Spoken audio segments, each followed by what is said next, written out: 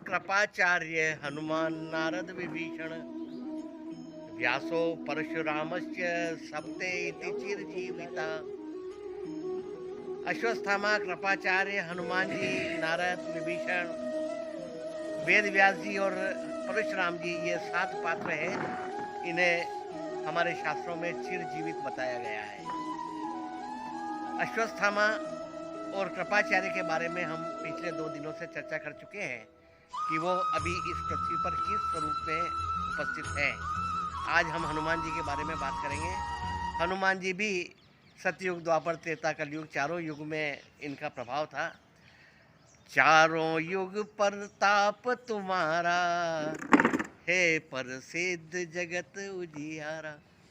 जब राम राज्य की स्थापना हो गई और प्रभु श्री राम ने कहा कि राम राज्य की स्थापना हो गई है और मेरा इस पृथ्वी पर अवतार लेने का जो प्रयोजन था वो पूर्ण हुआ, अब मैं अपने लोक को जाता हूँ। तो उन्होंने सरयू में जब जल समाधि दे रहे थे तब हनुमान जी ने कहा कि मैं भी आपके साथ में चलूँगा। तो उन्होंने कहा नहीं, मैंने राम राज्य की स्थापना करी है, परंतु जो मेरा कार्य है वो मेरे जाने के बाद में अब तुम्हें यहाँ पे करना, और अच्छे लोगों की, भले लोगों की तुम्हें रक्षा करना है। तो हनुमान जी ने कहा कि ठीक है, और क्या करना है? तो कि बस इसी तरह से लोगों की सहायता करना और उन्हें मदद पहुंचाना। जो भी तुम्हारा नाम पुकारे उसकी सहायता के लिए हमेशा खड़े हो जाना। तो साधु संत के तुम रखवारे, असुर निकंदन राम दुलारे। आज भी वो उनका नाम लेते हैं तो वे अच्छे लोगों की मदद करने के लिए खड़े हो जाते हैं। हनुमान जी को एक अभिशाप था कि वे अपना बल भूल जाते थे।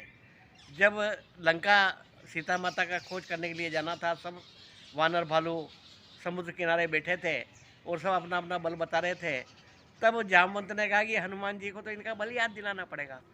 तब उन्होंने कहा, जामवंत का सुन हनुमाना, का चुप साधि रहे बलवाना। पवन तनय बल पवन समाना, बुद्धि विवेक बलशील निधाना। कवन जो काज कठिन जग माई, जो नहीं होई तात तुम पाई। राम काज लगी तव अवतारा। तो तुम्हारा काज, अवतारी राम का कार्य कर। तो सुनते ही भयो पर्वताकारा, अट्ठहास करी बारही बारा। मानव लीलहि जलन दिखारा, सहद सहित सहाय रावण नहीं मारी। और आनो यहाँ त्रिकूट उपारी। जामवंत में पूछूं तो ही, उचित सिखावन दीजिए मोहि। कि तुम तो बुद्धि विवेक बल के निधान हो, रामकाज के लिए तुम्हारा अवतार हुआ है। जब उनको बल याद दिलाया तो पर्वताकार हो गए। उन्होंने कहा ये पूरा समुद्र पी जाऊं, रावण को उसके सब सहयोग साथियों के साथ, सेना के साथ मार डालूं, और जिस त्रिकूट पर्वत पे ये लंका बसी हुई उसको उखाड़ के यहाँ ले, बोलो क्या करूं, मुझे आप उचित शिक्षा दीजिए। इस प्रकार यदि हनुमान जी को उनका बल याद दिला दिया जाए तो फिर कोई भी काम इस दुनिया में कठिन नहीं है जो नहीं हो सकता हो। पर आज कलयुग में हनुमान जी किस स्वरूप में है? तो उनके विविध स्वरूप हैं। पहला स्वरूप उनका है कि वो भगवान के भक्त हैं। उनको हमेशा मतलब भगवान के चरित्र कथा सुनना अच्छा लगते हैं। तो जो भी कथाकार कहीं कथा करता है तो वो कहता है, सबसे पहले हनुमान जी को आह्वान करता है और कहते हैं कि हनुमान जी जहाँ भी कथा होती है वहाँ सुनते हैं और आते हैं। प्रभु चरित्र सुनिवे को रसिया, राम लखन सीता मन बस। तो ये जितनी भी भगवत कथाएं होती हैं, उनके जितने भी श्रोता होते हैं, उनके हृदय में विराजित होकर के हनुमान जी कथा श्रवण करते हैं, नृत्य करते हैं, गायन करते हैं, भजन करते हैं और उन कथाओं का आनंद लेते हैं। तो हनुमान जी उनके दिल में, हृदय में विराजित होते हैं। तो अभी कलयुग में हनुमान जी कथा के श्रोता के रूप में है। दूसरे, वो सहायक के रूप में है। यदि कोई व्यक्ति है और उसकी कोई सहायक व्यक्ति है तो कहते हैं ये इस व्यक्ति का हनुमान है। जैसे बाबा रामदेव हैं तो उनके हनुमान कौन है? आचार्य बालकृष्ण, जो उनके पूरे सहयोगी है, पूरे ही काम उनका निपटा रहे हैं। तो जैसे हनुमान जी का काम सब, राम जी का काम हनुमान जी करते थे, ऐसे रामदेव जी का काम बालकृष्ण जी कर रहे हैं।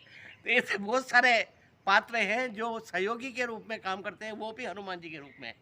और तीसरे हनुमान जी हैं, वो है युवा शक्ति के रूप में, जो छात्र जगत है और उनमें जो शक्ति है वो हनुमान जी की। पर अब उन छात्रों को, युवाओं को आज की नई पीढ़ी के युवाओं को उनका बल याद दिलाना पड़ता है।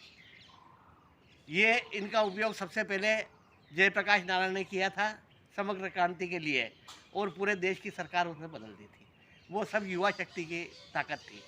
दूसरा उदाहरण, अभी हाल ही में पारस सकलेचा ने रतलाम से चुनाव लड़ा था, तो युवा के बैनर तले सभी युवाओं को उन्होंने एकत्रित किया और निर्दलीय चुनाव लड़े और रिकॉर्ड बहुमत से जीते। 36,000 वोट से वो निर्दलीय के रूप में जीत गए। तो वो ताकत किसकी थी? वो इन छात्रों की ताकत थी।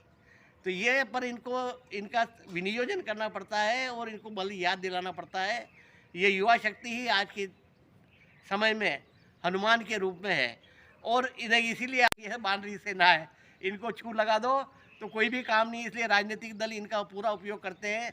NSUI और अखिल भारतीय विद्यार्थी परिषद ये इनके पॉलिटिकल फ्रंट है, और जो भी ये राजनीतिक दल काम करना चाहते हैं वो इन विद्यार्थियों से करवा देते हैं और इनको छू लगा देते हैं, तो ये सब काम पूरा कर देते हैं।